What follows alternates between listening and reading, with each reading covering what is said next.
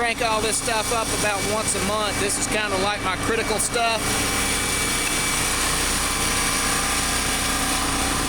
Let it run and cycle through, charge up batteries, and that way I don't have any surprises.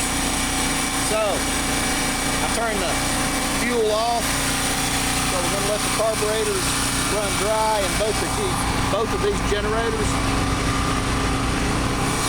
So they'll start to spit and sputter in just a couple of minutes. More to come, guys.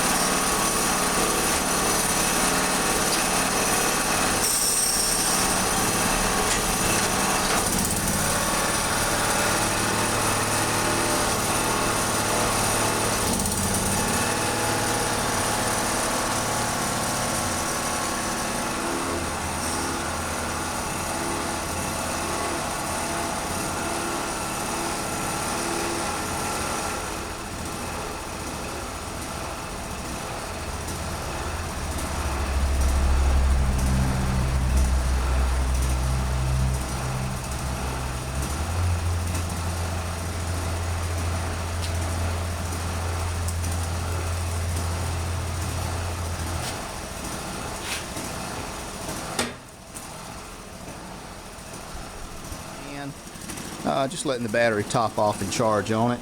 I did want to answer a couple of questions while I got some daylight left about the Murray Gator. I'm still getting the final touches done on the tires and everything, no biggie, which I don't have the pulley on yet, so I'm not going to be driving it today. Maybe tomorrow, depending on I'll be damned. There's Edward. Damn cat. Depending on how I feel.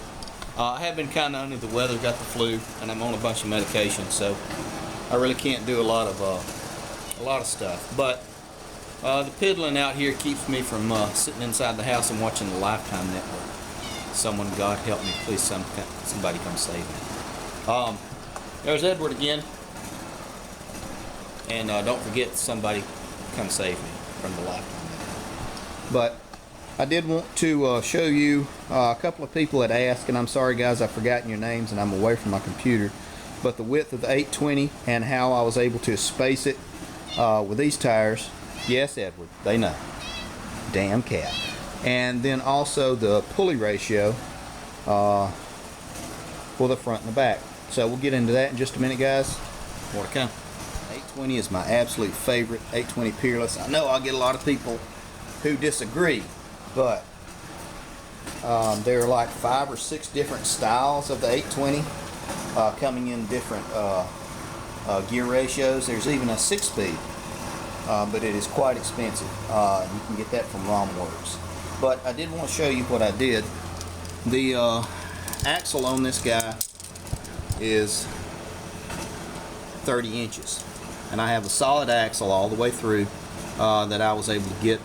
It's a solid locking axle from ROMWorks. It's fantastic, but I needed a little bit more length on the end to accommodate the 36-inch axle shaft I had on the back. And so what I did was I tapped it out and threaded it, and that was a pretty hard job. And then I went ahead, after I threaded it in, I went ahead and welded it in place. So that gave me the extra length that I needed. Now, thank you, Edward. Yeah, thanks, Edward. Now, move him out of the way. The tire and the rim are not going to ride on this, so that's not a problem. All they're doing is holding it in a horizontal position, not in a vertical. So it'll be, they're retaining in a horizontal position. So there's not any more stress on it than anything else. And you can see this side, I did the same thing on that.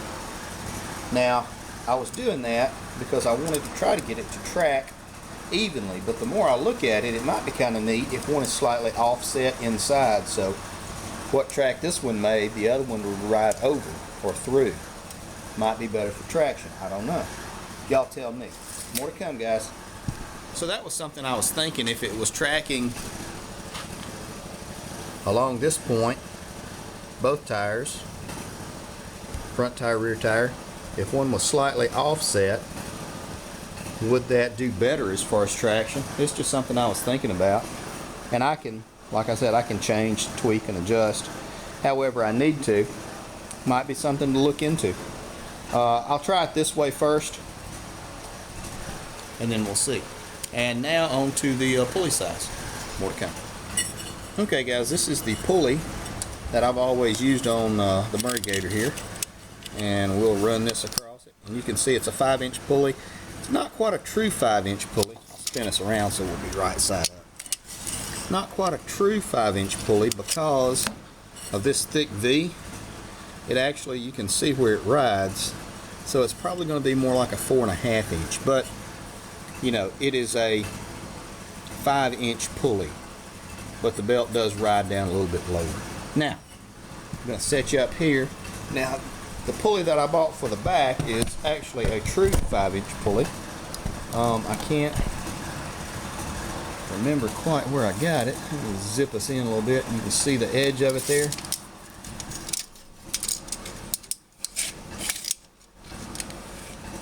There we go. And it is made to ride right inside there, so it is a 5-inch pulley right there.